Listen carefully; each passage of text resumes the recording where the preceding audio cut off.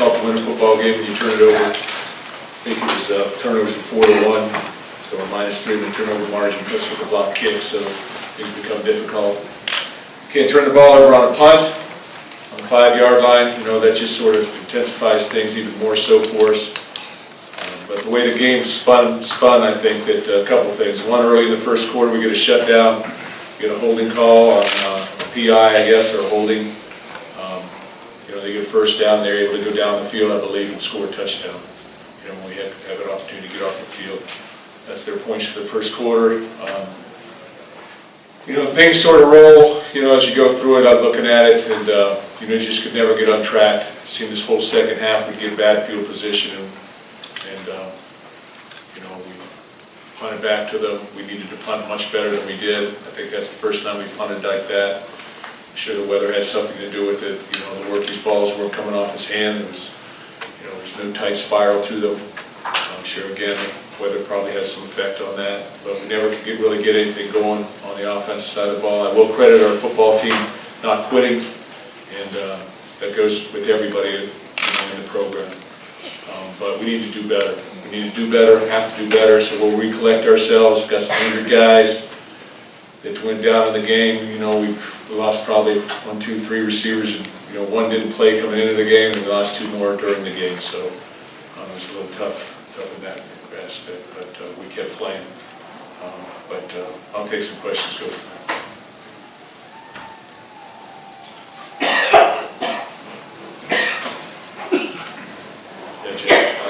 Special teams problems, averaged 31 yards a punt.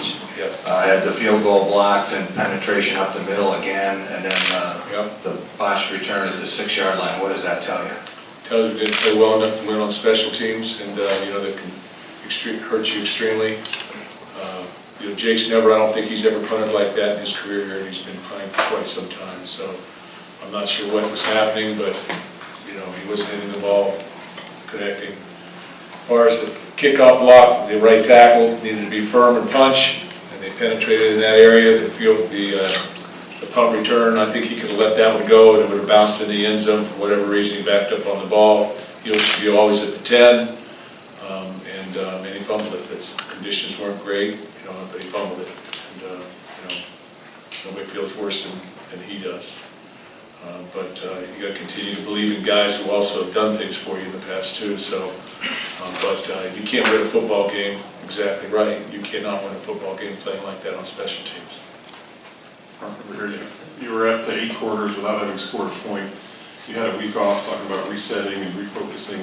Yeah. Yet offensively, we continue to see the same sort of problems. Do you feel like this is simply an execution thing, or is Football's a tough game. Football's a highly complicated yet basic game, I would say. Highly complicated, you can complicate it all you want, and then it can be as basic as a guy catching the ball, or protecting, or throwing the ball. And from my perspective, we need to execute better. There are things that we can do from a call situation, but we've got the same, I mean, a lot of the same plays are the same plays that other people run as well. Timing and who to go to and those type of things. But you know, we'll look at everything, we'll address everything. But on the flip side of things too, and I think we also have to understand we played 3 teams that probably are 3 of the better teams defensively in the country. When you look at them statistically and what they've been able to do, you know, giving up 8 touchdowns in 7 games. So they're tough to score on.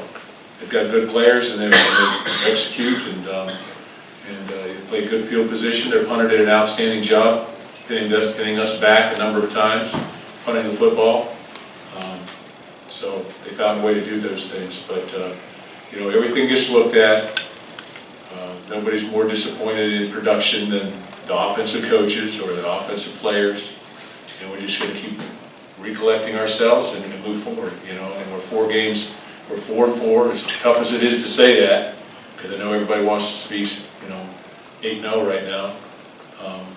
But we're 4-4. We played 4 very good football teams, and you see, and I think that we should be a very good football team again too. But right now, we're not playing well enough to be that very good football team. So we need to recollect ourselves and get ready for Illinois. And we have another week off, so this is unusual that we played basically 1 game in 3 weeks, or almost 4 weeks. But we'll use that to our advantage at this point in time and get ourselves ready. And as I said to our football team in there, football is a game of toughness. It is a game of toughness. So you got to block, tackle, and do all that kind of stuff and execute. But you also have to be able to withstand things in terms of things mentally and emotionally. And sometimes you're going to win, sometimes you're going to lose, and sometimes you're going to be on the short end of the stick. And I would say we were on the short end of the stick today. Mark, you mentioned the defensive holding on their second touchdown that extended that drive. There was offsides on their first touchdown on third down. Just curious for your frustration level maybe with those self-inflicted tight penalties. Well, very much so. We jumped off sides. I think they go. I can't. It's a long football game, so I can't really remember everything. There's a lot going on, but the holding call. I think holding is one of the most inconsistent things that I see across the country. Now, if you looked at my expressions, I don't think I agree with that one. The offsides is on us. Jumped off. They drew us off. But we jumped off. The 4th and 1.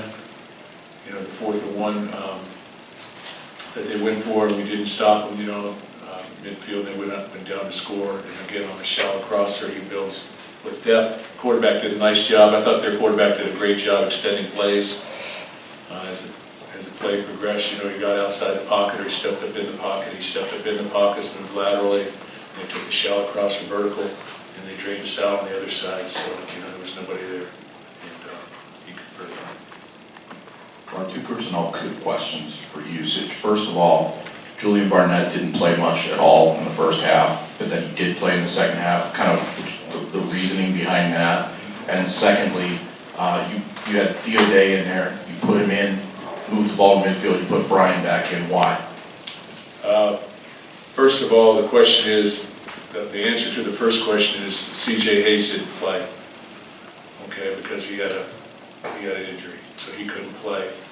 So we had to move Darryl Stewart out to the outside, and Darryl and Cody are the two #1 guys. And so we played Darryl outside, and Julian's not capable of playing on the inside slot. So Luis played on the inside slot till he went down, and then Sowers played on the inside slot, and that's when Julian started playing. Darryl went down as well. So we felt like we had two experienced guys out there, and that was the extent of that. As far as the drive with Theo, I didn't think he was performing very well. You got to be, we went 3 plays and out. You got to be able to execute and operate. You got to have operation. I felt like putting him in the game would give him his first chance to really play any football for us on the field. And so we were trying to give him an opportunity to show what he could do a little bit, maybe spark us a little bit, but also give him a taste of all this. And, it's his first time in there, and I'm sure he'll do better, but I didn't feel like, that he was going to allow us to, he didn't give us the best chance to score. And I really felt the way the game was going with 12 minutes to go, it's 28-7.